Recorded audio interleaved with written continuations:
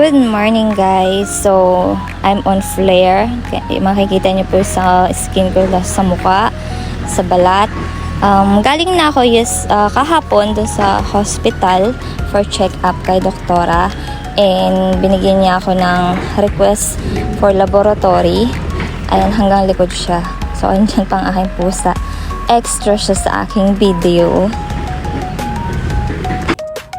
So, bago tayo pumunta ng doktor, ng hospital for laboratory, ayan, papakainan muna natin yung ating pusa. So, may bago tayong obligasyon dito.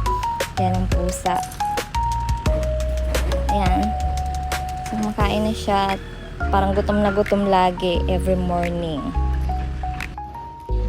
Hindi pa ako nakakabili ng cat litter, kaya naman, tignan nyo.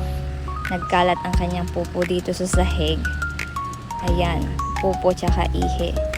So, hindi naman siya as in mabaho. Kaya ko naman. Naka-gloves lang ako dyan. Siguro dahil cat food yung kinakain niya, kaya yung pupo niya hindi ganun kabaho.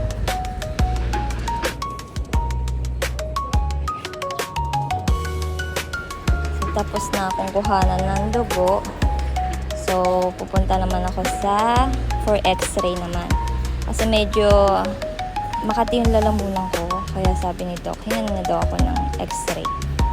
So, andito na ako, nakabalik na ako. Yan yung ating outfit of the day.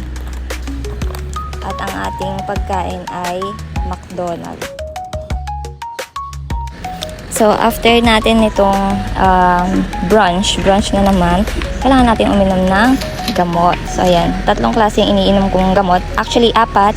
Nung time na to, hindi pa dumarating yung aking Myotech. So, yan lang muna yung ating gamot.